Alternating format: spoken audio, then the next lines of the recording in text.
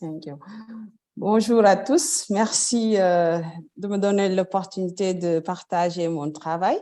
Les slides seront en anglais et je vais présenter en français.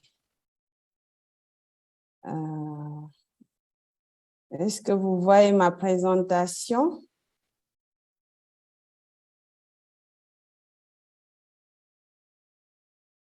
Vous voyez ma présentation? Oui, Oui, c'est oui. bon. Oui, très bien. C'est bon. Yvette? Ouais. OK. Donc, c'est une partie de mes travaux de thèse. Donc, j'ai séparé les travaux en deux parce que j'ai étudié deux espèces. Là, c'est répondre aux questions. La spatule blanche joue un rôle clé sur les zones côtières migratoires du Sénégal. Donc, bon, ça ne part pas. Excusez-moi. Voilà. Le plan se déroule conçu après une introduction. Je vais vous parler des sites d'études, des généralités sur l'espèce, de la méthodologie utilisée pour faire le travail. Et on va donner les résultats et discussions et quelques menaces sur les sites et l'espèce avant de conclure. Donc, les oiseaux d'eau, le plus souvent migrateurs, font de longues distances lors de leur cycle annuel de migration et suivent des axes migratoires qui relient leur site de reproduction à d'autres sites importants à leur survie. Cependant, la plupart de ces sites d'escale ou de non-reproduction sont menacés et cela a des impacts directs sur la survie des oiseaux d'eau. Donc, plusieurs oiseaux visitent régulièrement les sites côtiers du Sénégal, en particulier la spatule blanche qui fait l'objet d'une partie de ma thèse parce que ça a été financé par BirdLife dans le cadre du projet Coastal Migratory Bird où ils ont répertorié les 10 espèces les plus importantes pour le programme et la spatule d'Europe en faisait partie. L'objectif de cette étude était d'avoir une meilleure compréhension de la population, de la dynamique de la population de la spatule d'Europe au Sénégal et ensuite de faire des décomptes réguliers de cette espèce au niveau de 3 sites le long de la côte sénégalaise et en fait faire une étude sur le comportement et les mouvements de migration sur les sites répertoriés. Donc, j'avais choisi 3 sites. Il y a le Parc national des oiseaux du Djoudj au nord et il y avait le Technopôle de Dakar et la réserve naturelle communautaire de Palmarin. Tous ces 3 sites se trouvent le long de la côte sénégalaise et sont sur la voie de migration est-atlantique de la plupart des oiseaux migrateurs. Donc, pour le site du Djoudj, c'est un parc d'environ 16 000 hectares qui est créé depuis 1971 et il est localisé dans le delta du fleuve Sénégal avec un accès au niveau de la mer. Il y a une partie, dans le passé, il y avait de l'eau salée qui entrait durant la saison sèche au niveau du parc. Donc, ce qui a créé une variation de plusieurs habitats. Donc, après la construction de plusieurs digues, cela aussi a altéré la dynamique de ce parc, d'où cette particularité d'avoir certaines espèces à une époque donnée de l'année. Donc, le second site est Technopôle, c'est une zone humide urbaine. Donc, quand je faisais les travaux de thèse, ce n'était pas encore un site protégé. Mais au cours de nos travaux, avant la fin, avec beaucoup de plaidoyer, avec une association où on fait partie, à titre bénévole, Nature Communauté Développement, on faisait des campagnes de sensibilisation sur l'importance de cette zone humide en milieu urbain. Et c'est en mars 2019 que le président a décrété ce site comme étant zone protégée. Donc, actuellement, cette zone protégée est de 650 hectares, mais lors de nos travaux, on s'était focalisé sur les plans d'eau seulement, sur 313 hectares. Et le troisième site est Palmarin, c'est au niveau de la petite côte du Sénégal. Donc, c'est une réserve communautaire, une réserve naturelle communautaire qui est créée grâce à l'initiative des populations locales qui ont eux-mêmes demandé à ce que leur terroir soit mis comme réserve naturelle protégée. Donc, ça couvre environ 10 400 hectares. Il y a une partie atlantique et une partie intercostale qui est constituée de mangroves. Donc, ici, sur cette carte, j'ai un peu en vert les sites où se trouvaient les concentrations de spatules où j'ai fait les suivis de terrain. Donc, l'espèce étudiée est la spatule d'Europe. Je ne vais pas trop m'attarder sur cette systématique. Donc, elle est étendue en Eurasie et en Afrique. Donc, la population est estimée entre 63 000 à 65 000 individus selon BirdLife en 2016. Donc, ici, cette population se subdivise en plusieurs groupes. Il y a la sous-espèce de la Méditerranée qui est distribuée au niveau de la mer Rouge, Platalaya leucoregia archeri. Il y a Platalaya leucoregia balzasi qui est localisée en Afrique de l'Ouest, particulièrement sur les côtes mauritaniennes. Il y a Platalaya leucoregia major qui est en Europe du Sud-Est et en Asie. Et la sous-espèce qui fait l'objet de ma recherche est Platalaya leucoregia leucoregia, mais cette sous-espèce est divisée en deux populations. Il y a une population qui est distribuée en Europe, centrale et du Sud-Est et au niveau de la Méditerranée en Afrique tropicale, et surtout la population qui est distribuée au niveau de l'Atlantique, Europe du Sud-Est et au niveau de l'Afrique de l'Ouest, qui arrive jusqu'au Sénégal, faisait l'objet de cette étude. Donc, je vais faire un peu de généralité pour cette espèce où la population hivernale, à cause des migrations, lui impose beaucoup de challenges. Donc, il faut gérer le coût de la migration et les distances. Et on a remarqué que les sites ces oiseaux respectent la fidélité au niveau de leur site d'hivernage.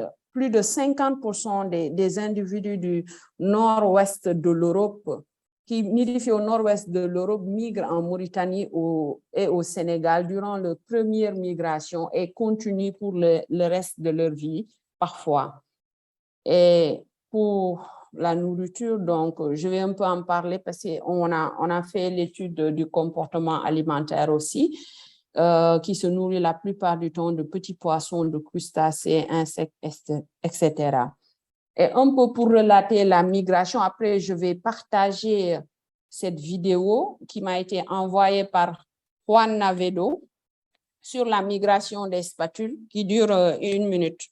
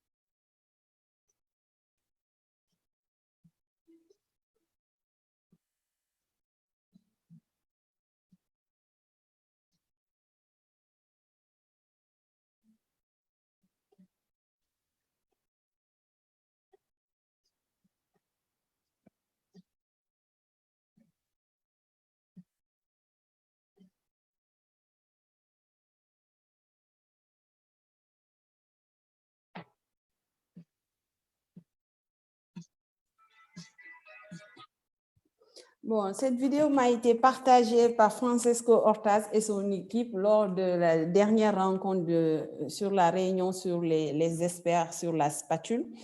Donc, c'est un peu pour vous montrer la migration, là où s'arrête cette migration qui était un défi pour nous. Je vais en revenir plus tard. Donc, pour le suivi des individus ici au parc de Djoudj, je vais aller un peu plus vite sur la méthodologie. Donc, il y avait des décomptes mensuels de tout le parc. C'était une activité centrale. Donc, il y avait 7 secteurs à couvrir avec des équipes de 4 à 5 personnes qui travaillaient en même temps. On utilisait des canoës ou à pied pour faire les décomptes selon l'endroit. Donc, moi, à la fin des décomptes, je récupérais les données de spatule sur les différents secteurs parce que je ne pouvais pas être en même temps partout. Et ça me permettait d'avoir l'effectif mensuel dans tout le Djoudj des spatules. Et pour le cas du Technopole, puisque le site était beaucoup plus petit, j'étais avec une personne, un guide. À chaque fois, on faisait le tour du site en 2 heures de temps pour faire le décompte de tous les individus au niveau des plans d'eau. Et au niveau de Palmarin aussi, le suivi se faisait sur 3 secteurs. Malgré que le site soit grand, les spatules étaient concentrées uniquement sur 3 secteurs de la réserve. Et il y avait une partie costale où les individus utilisaient ce secteur pour leur alimentation et l'autre secteur, au niveau des mangroves, constituait leur dortoir. C'est ce que j'ai illustré en photo. Au niveau de Pandaka, où ils se nourrissaient, et au niveau de Nyasam, où ils se reposaient. Donc, pour l'étude du comportement maintenant, on a utilisé 2 méthodes. On a fait le suivi d'un seul individu pendant 5 minutes où à intervalles réguliers, nous notions les observations sur le comportement, c'est-à-dire s'il s'alimentait, s'il se reposait, s'il se nettoyait ou bien l'animal était en vol. Et ce processus était repris chaque 30 minutes pendant 4 heures de temps. Ensuite, nous passions à l'étude de l'observation de groupe. On choisissait un groupe de 10 individus où, à l'intervalle d'1 minute, on notait les différents comportements qu'ont ces individus-là au niveau de la feuille de suivi. Donc, ça nous a permis d'avoir des analyses avec Excel qu'on a utilisé, et pour les cartographies, on a utilisé ArcGIS. Donc, les dénombrements mensuels nous ont permis d'avoir ces résultats. Par exemple, au Technopole, on avait moins de... les individus étaient rarement supérieurs à 50 au niveau du Technopole. À Palmarin, rarement supérieur à 500, et il y avait plus d'individus. On avait plus de 3500 individus au niveau du Djoudj. Donc ici, il y a Locke en 2011 qui avait fait l'étude, sa thèse sur les spatules, a reporté que la migration s'arrêtait au nord du Sénégal, c'est-à-dire au Djoudj, à Saint-Louis. C'est ce que vous avez vu sur la vidéo que j'ai projetée tout à l'heure. Et là, il y a notre étude qui montre que durant les suivis qu'on a fait, non seulement on a vu les spatules au Technopole, mais au-delà même de Dakar, sur la petite côte à Palmarin. Donc, puisqu'on était limité à ces 3 sites, mais des lectures de bagues m'ont été rapportées aussi du sud du Sénégal, mais j'étais focus sur les 3 sites. C'est juste pour montrer que maintenant, leur présence est confirmée au-delà du nord, et ce sont de nouvelles informations sur l'aire de distribution de cette espèce au Sénégal.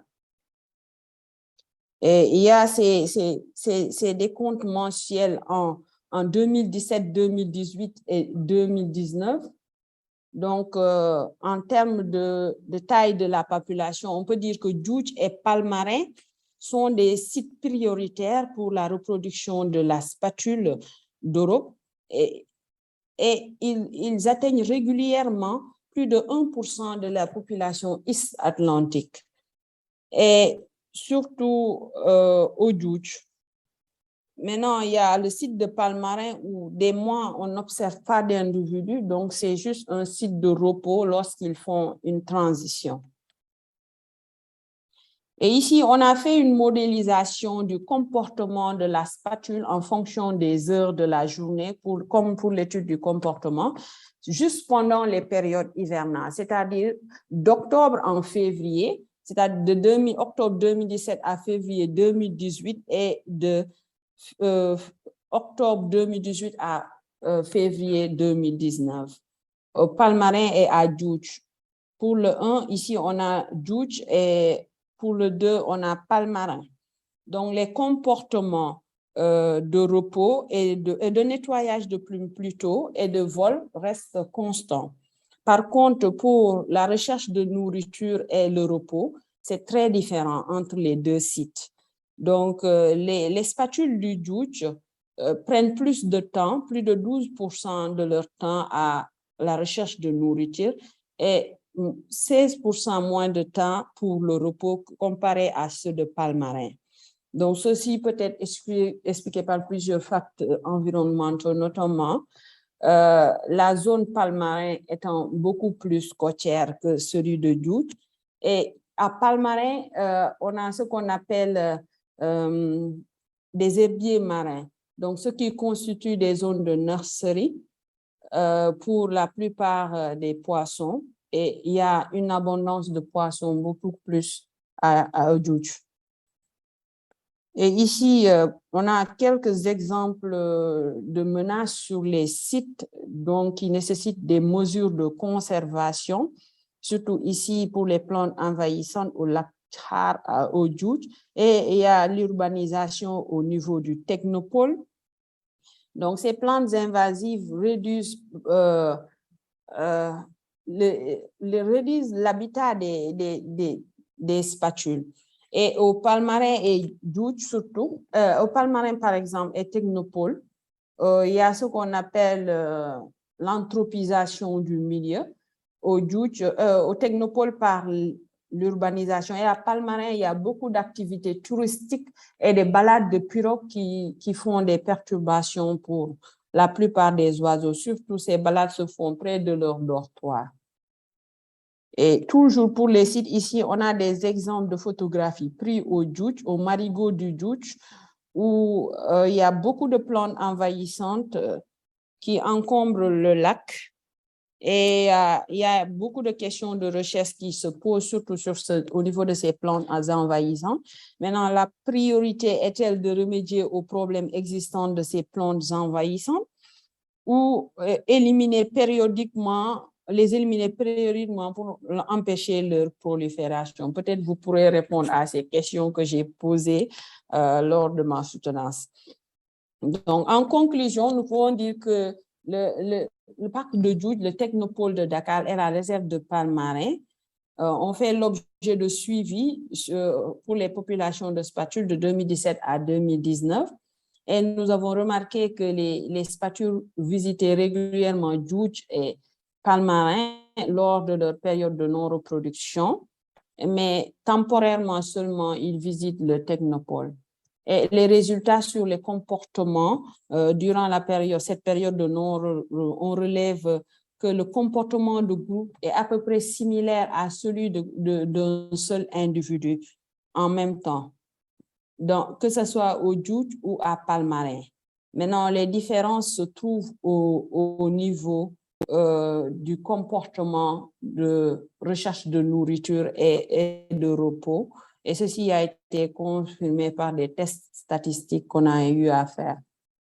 Donc, merci pour votre aimable attention pour cette présentation.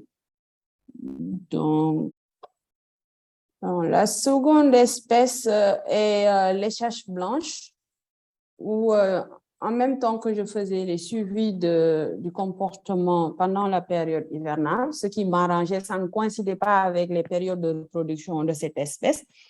Donc, c'était fait uniquement au technopôle, d'où l'importance de ce site de nidification qui est une zone périurbaine. Comme je l'ai dit, je ne vais pas trop le présenter encore, mais l'intérêt, c'est que l'espèce pour la dernière fois qu'on avait eu à faire des études, c'était les travaux de Bayon et Silla en 91 qui ont détecté environ 8 nids dans la zone des Niayes, cette même zone, et un seul poussin. Depuis lors, il n'y a pas eu d'études sur cette espèce. Donc, ça m'a donné l'opportunité, quand je faisais mes suivis de master, de constater 25 nids de cette espèce, ce qui nous a poussé à faire le suivi au niveau de ce site, où ici, cette zone humide est caractérisée comme telle. Il y a une zone originelle qui est un réceptacle d'eau, c'est la zone 1, où beaucoup d'activités y sont déroulées, comme les activités de pêcherie,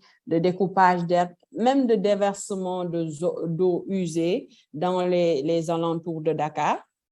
Et il y a la zone 2 qui est très surexploitée avec les maraîchers, où ils utilisent des produits chimiques pour leur agriculture, et cela aussi peut contaminer l'eau. Et il y a des habitations au niveau de la zone 3, ce qui est extrêmement interdit dans des zones humides.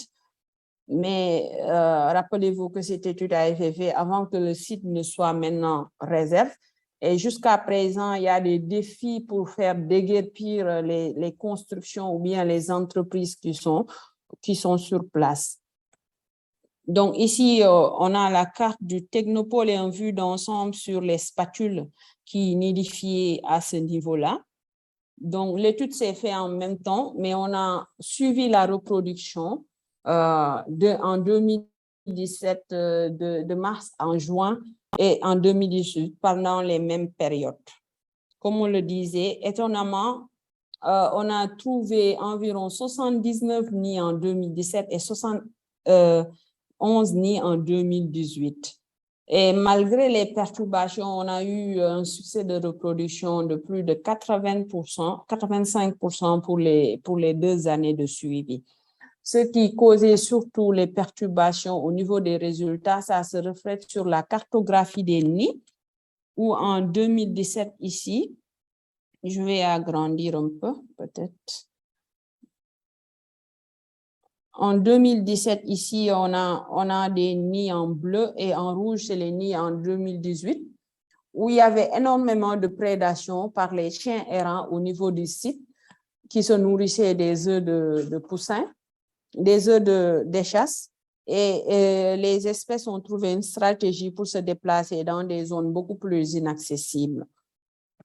Donc, on a eu à prélever les nids sur place. Maintenant, ceux qui étaient inaccessibles, on avait utilisé un système de quadrillage, et grâce à Google Earth pour avoir la localisation exacte de ces nids.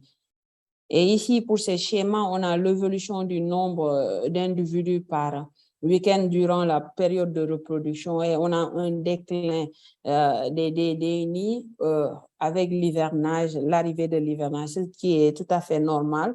Et au fur et à mesure aussi, la diminution des constructions de nids. Donc, les retardataires, il s'agissait surtout des couples non expérimentés qui se reproduisaient pour la première fois et ont des reproductions tardives. Et ici, on a des fluctuations sur les nombres de nids, d'œufs et de poussins.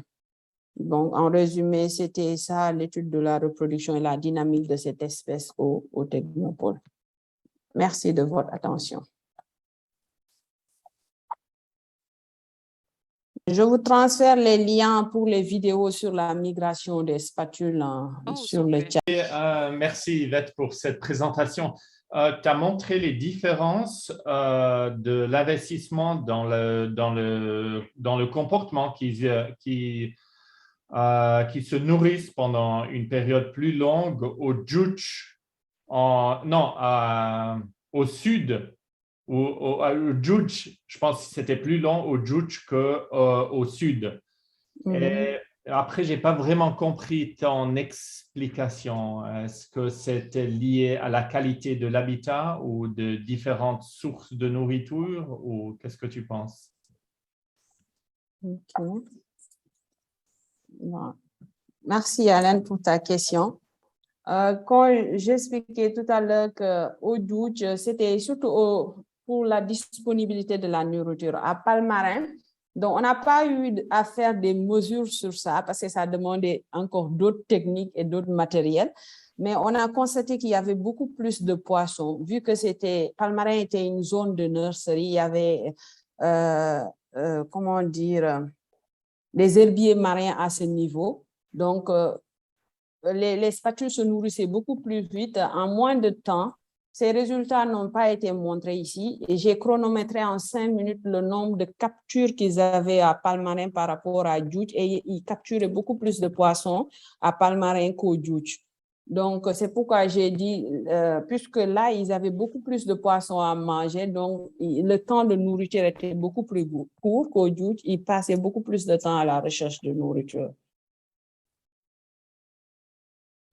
Et si tu dis ils passent plus de temps ou moins de temps à Palmarin pour la nourriture, et qu'est-ce qu'ils font après ça? Ils se reposent ou... Ouais, les données de statistiques montrent qu'ils passent beaucoup plus de temps à se reposer à Palmarin qu'au Djoudj. Parce qu'au Djoudj, ils arrivaient plus, même l'après-midi, ils continuaient leurs activités de recherche de nourriture. Et à Palmarin, dès midi, ils commencent tous à dormir. Donc, ils continuent. C'est les remarques-là qu'on a fait. Merci beaucoup. Next question. Okay, thank you, Yvette. That has been a really nice presentation. I enjoyed it. Yeah, so in your first presentation, you made mention of invasive species as one of the being faced by this migratory bird species. So I would like to know, can you tell us exactly which plant species, like their names, perhaps I just want to know what are those invasive species? Maybe you can mention them by names, I guess. Thank you. Sorry. Il veut connaître le nom des plantes qui sont concernées. Oui. Le nom des plantes. Des plantes invasives, exactement. Je n'ai pas les noms exacts de ces plantes invasives pour l'instant. Bon, j'avais soumis ça à une spécialiste qui avait fait des études sur ces plantes envahissantes au Djoudj, mais elle n'a pas eu le temps de me répondre avant les trucs. Mais après, d'après les photos, peut-être, si on montre à des spécialistes qui sont sur place, ils pourront reconnaître. Mais il y a un slide où il apparaît carrément le Tifa, où on le voit, mais au niveau du lac, c'est d'autres plantes envahissantes, des jacinthes d'eau, ce genre de plantes. Généralement. Donc, je crois que ce sont des jacinthes d'eau douce. On retrouve facilement dans les zones du Djoudj également, en plus des Tifa. Mais il peut y avoir aussi d'autres espèces. Understand, Panchak? I'm listening to you. I didn't understand what she said. She does not know the names yet, but she will find out and perhaps she can communicate afterwards these different species to you. Okay, nice. Okay, thank you very much. Yvette, that was a very fascinating presentation. So my question is from the first presentation. You made mention of the Eurasian spoonbill visiting the Technopole region, but temporarily. Why do you think is that? Does it have to do with the ecotourism? Does it have to do with the presence of black-winged stilt, which is a native species there? Resident species, I mean. So why do they visit the place temporarily? Thank you, Bello. Pour les espèces qu'on voit temporairement au Technopole, donc quand on faisait les suivis, on a fait des prospections. On savait que déjà, c'est sur Djoudj qu'on avait le maximum de concentration d'après les données littéraires. Mais maintenant, ça nous a étonné un peu de les voir au Technopole, mais ils n'étaient pas assez nombreux. Donc, j'ai contacté un expert en spatule. Il m'a dit probablement il y a un site non loin de là où il y a une concentration beaucoup plus forte qu'au Technopole. C'est pourquoi je suis partie faire des prospections à la Petite Côte. C'est une zone humide où il y a plusieurs sites, Joal, Palmarin, Somone et tout. on a trouvé des spatules dans tous ces sites-là, mais il y avait Palmarin où il y avait beaucoup plus de spatules au niveau de la Petite Côte. Maintenant, on a fait des suivis réguliers pendant les 3 années, mais à chaque fois, au Technopole, il y avait peu d'individus. Donc, on s'est dit que c'est quand ils faisaient la transition entre Djoudj et Palmarin, ils s'arrêtaient juste pendant un moment au Technopole. C'est pourquoi, ou bien se dispersaient dans d'autres zones humides aux alentours. C'est pourquoi il n'y avait pas beaucoup d'individus. Aussi, ce qui est intéressant que j'ai oublié de mentionner, c'est qu'on a eu un exemple de fluctuation d'individus. Quand on a fait des lectures de bac, on ne l'a pas mentionné ici, vu qu'on n'a pas eu assez de lectures pour faire des comparaisons. Au Djoudj, les individus étaient très éloignés pour faire des lectures normales. Au Djoudj, par exemple, on a eu beaucoup d'individus, on a fait des lectures, ça fait l'objet d'un article d'ailleurs. Mais maintenant, au Palmarin, il n'y avait qu'un seul individu qu'on a retrouvé au Djoudj et à Palmarin en même temps. Donc, c'était à un intervalle d'1 mois. Donc, on ne pouvait pas trop s'avancer sur les échanges entre les sites à ce niveau-là parce qu'on avait l'exemple d'un seul individu par manque de données sur les lectures à Palmarin. Merci. That's difficult. I try to give a short summary. Djoudj and Palmarin, the birds are flying. These are the main sites, and this site in between is perhaps only a staging site. That's why it's not so regularly occupied by the species. I think that's the main reason. Yes, can you? I think yes, that's the main explanation we heard from Yvette. Yeah, thank you, Reto. D'accord. Est-ce que je vais te dire merci pour ta présentation? Merci. Alors, voilà, moi je voulais savoir au niveau donc du comportement des spatules, est-ce que vous avez pu travailler sur les interactions avec les autres espèces lorsque les spatules arrivaient sur le parc de Djoudj par exemple, où il y avait beaucoup de nourriture? Est-ce que vous avez pu voir un peu l'interaction avec d'autres espèces migratrices sur la base donc de la quantité de nourriture disponible? Est-ce qu'il y avait des interactions, des compétitions interspécifiques? OK. Voilà, si oui, vous pouvez me dire un peu les espèces qui interagissaient avec les spatules. Et encore, je voulais savoir quelle était la durée moyenne donc, des couples qui partaient tardivement après donc, la période de migration. Reto in English. Vous avez compris? Durée moyenne des couples. Oui, des couples qui partaient tardivement après la période de migration. Parce que certainement, il y avait des jeunes couples qui avaient des petits qui ne pouvaient pas migrer au même moment que les autres. Donc, ils restaient pendant combien de temps? OK. Je réponds directement ou bien la question doit être traduite d'abord? Bon, peut-être que vous pouvez répondre directement. Je demande si la question doit être traduite pour les anglophones avant que je... Voilà, vous pouvez traduire. Hein, vous pouvez traduire. Oui, peut-être tu donnes la réponse pour la première question et après je vais traduire tout. OK. Il demande s'il y a des interactions avec les autres espèces pour les comportements alimentaires, surtout au Djoudj. Je dirais oui. J'ai pas fait un focus sur les interactions, mais il y en a beaucoup au Djoudj parce qu'il y a beaucoup d'espèces qui se concentrent là-bas, surtout les pélicans qui sont des piscivores. À chaque fois, j'ai énormément de photos où on voit en même temps les spatules et les pélicans manger aux mêmes endroits.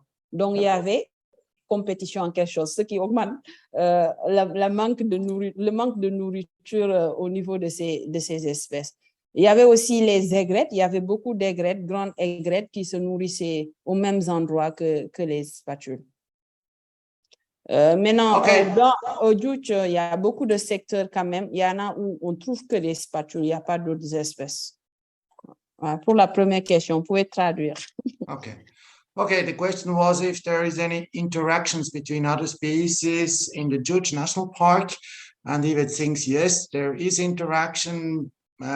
Pelicans and herons, they are feeding on the same sites as a species, and that's why there will be some concurrence also of feeding items. C'est bon, Monsieur Kwadjo. Pour la deuxième question, vous avez parlé de durée moyenne que font les couples pour la migration. J'ai pas de données sur la durée moyenne des migrations, mais il y a des individus qui n'arrivent pas en même temps. Quand vous regardez la vidéo, à un moment donné, ils se dispersent. Il y en a peut-être qui sont plus expérimentés et font la migration régulièrement, mais il y a des jeunes qui ne peuvent pas faire la longue distance d'un coup. Donc, ils sont obligés de faire des escales et tous les individus se regroupent finalement à Doñana, le dernier site avant qu'ils traversent la Méditerranée. Parce que c'est assez éprouvant et c'est un goulot d'étranglement aussi. Donc, c'est en ce moment qu'ils vont faire tout leur trajet. Ce que j'ai noté aussi, quand les jeunes arrivent pour leur première migration, lors de la migration retour, beaucoup de jeunes ne partent pas parce qu'ils ne sont pas encore matures sexuellement pour retourner se reproduire. Ils restent au Sénégal où ils se dispersent. Mais c'est pourquoi, à un moment donné, en avril, où c'est censé, peut-être je n'ai pas détaillé les effectifs mensuels, on voit pour 2 années, au Djoudj, les effectifs mensuels sont très élevés au mois d'avril, alors qu'en ce moment, ils sont normalement dans leur site de reproduction. Parce que les 2 premières années, c'était quasiment des juvéniles. Et on voit qu'à la 3e année, les effectifs au mois d'avril ont nettement diminué. Donc, plusieurs juvéniles ont atteint la maturité sexuelle pour migrer et faire la reproduction en Europe. D'accord. Je vous remercie. The question was about migration of the adults and the juveniles.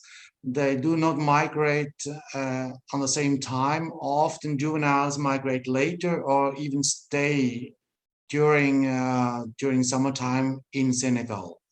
I think this is the main point Yvette made.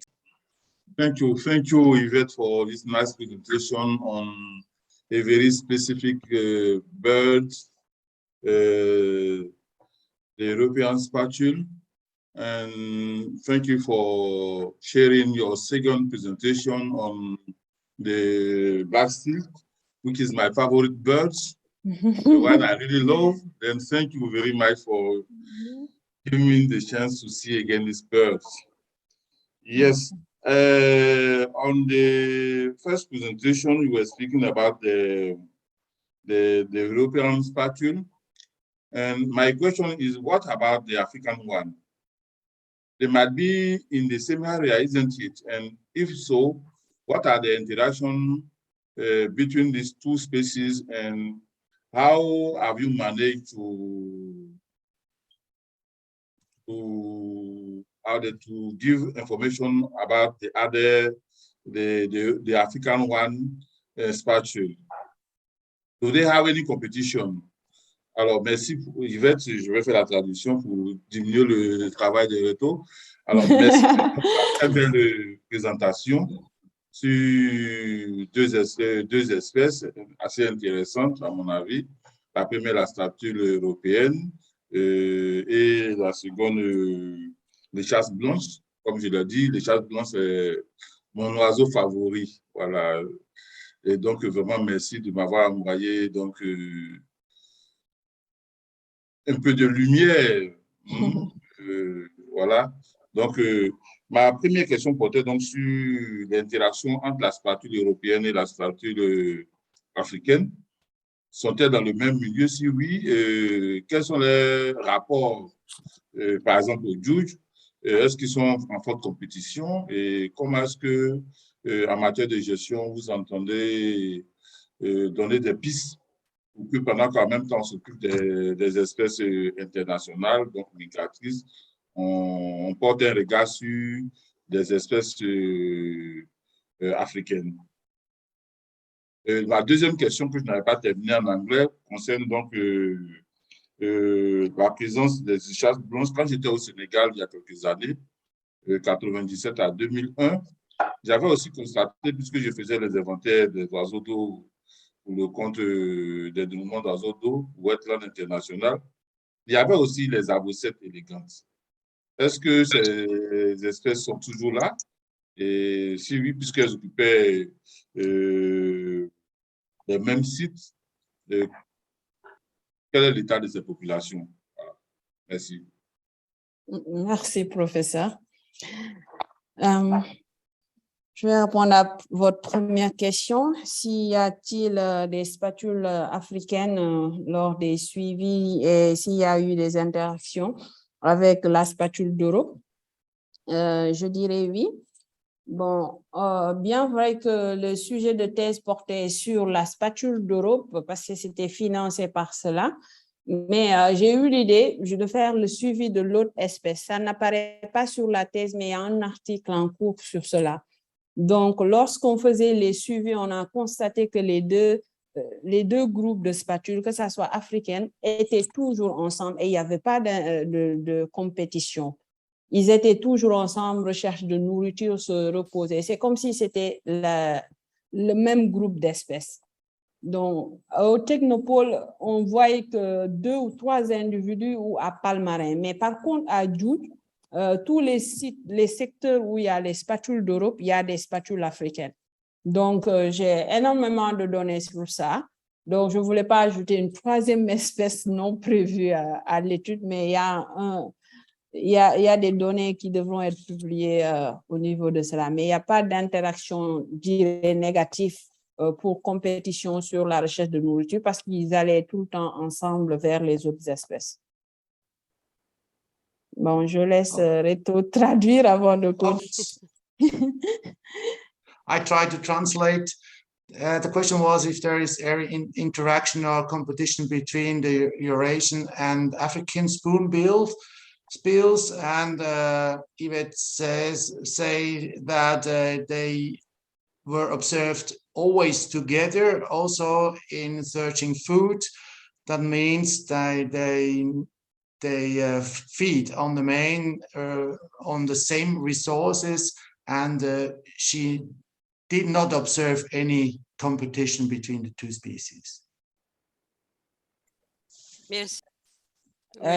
Il a demandé ici la présence des échasses qu'il a eu à voir lorsqu'il faisait les suivis quand il était à Dakar en 97, s'il y a les populations d'avocettes élégantes à côté, s'il y en a toujours, oui, on observe quelques avocettes élégantes au Technopôle et Palmarin, pas beaucoup, mais au Djoudj, par contre, c'est ce site où il y en a beaucoup. Lorsqu'on faisait les décomptes mensuels, il y avait énormément d'avocettes qu'on observait. Donc, c'est ça. OK, merci. Avocet, c'est quoi, Alain, en English? It's the same, avocet. Okay, they're still observed, as Yvette explained, in Djoudj and are very numbers there. C'est bon. Pour la question d'Eli, il a dit les colonies reproducteurs en Europe il y a des prédations par les phoques. C'est quoi? C'est des Renard. Chacal, renard. Des loups. S'il y a des cas de prédation ici. En fait, pour le cas de la spatule, je dirais les renards ne peuvent pas y accéder parce qu'il y en a énormément au Djoudj. Et il y a quelques individus que j'ai observés à Palmarin. Il n'y en a pas du tout au Technopôle où il n'y a pas de mammifères. À part les chiens errants, il n'y a pas de mammifères, d'autres mammifères au Technopôle, qui est une zone urbaine, zone humide urbaine. Par contre, à Palmarin, il y a quelques chacals, mais au Djoudj, il y en a beaucoup. Mais la plupart du temps, les spatules sont au milieu de l'eau, donc c'est comme s'ils s'entouraient de protection. Ils ont des distances limites. Donc, ils ont le temps de voir les chacals arriver. Donc, il n'y a pas eu de prédation au niveau des chacals.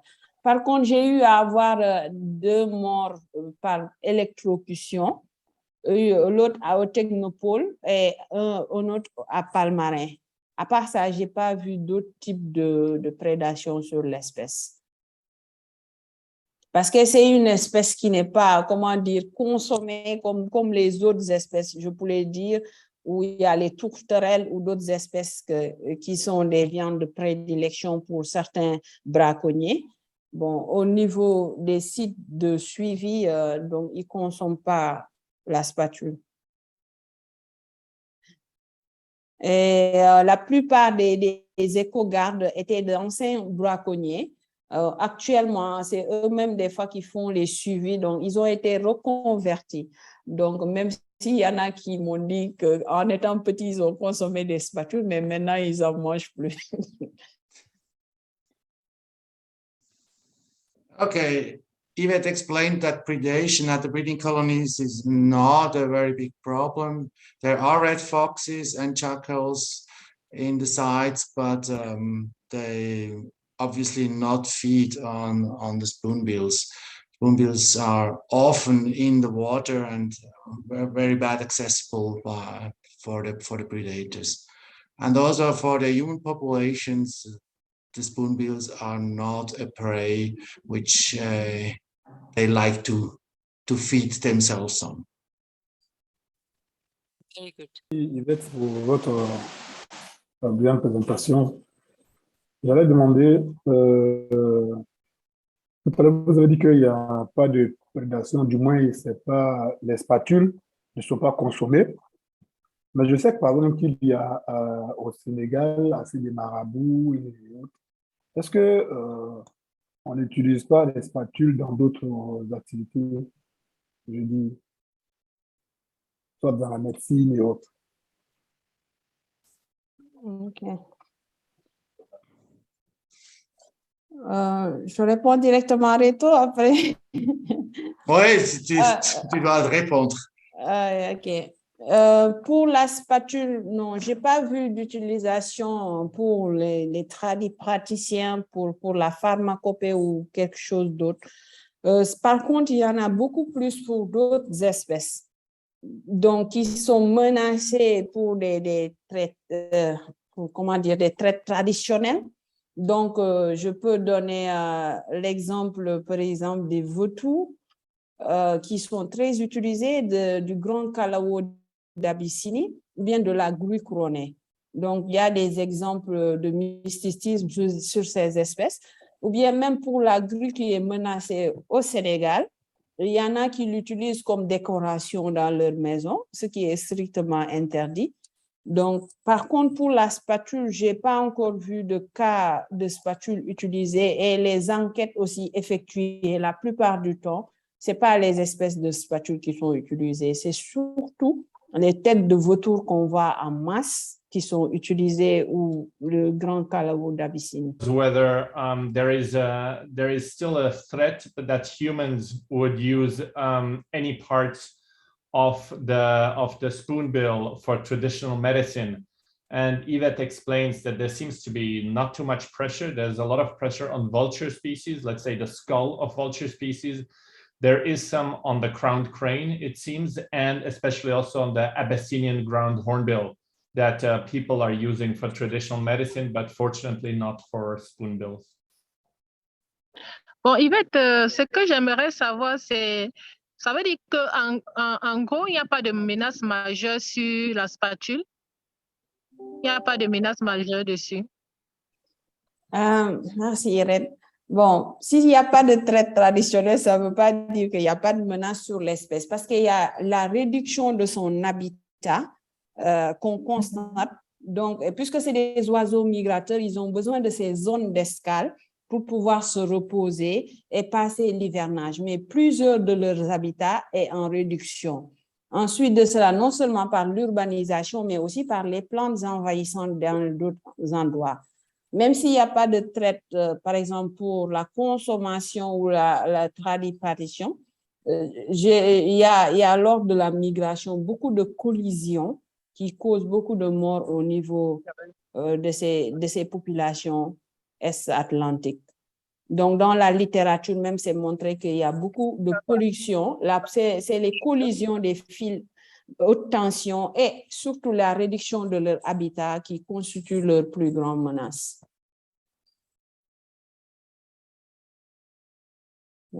Yeah, by Irene was whether there are other threats if there's not too many threats by humans directly. And Yvette explained that, of course, there are threats, and it's mainly about habitat destruction, or that the suitable habitat gets less and less. And there are also, let's say, anthropogenic threats that are due to infrastructure, so that the species is colliding with power lines, especially with high voltage power lines. Yes. Just, Ellie? Yeah. J'en profite pour présenter un nouveau dans le groupe. Il s'appelle Ablaye Diop. C'est un doctorant qui fait des travaux sur les oiseaux terrestres et les vautours dans la zone de la Grande Muraille au Sénégal. On est dans le même labo à l'université. Ablaye, tu peux te présenter? Moi, je vais parler en français. Okay. We will see you next month, I hope. D'accord. D'accord.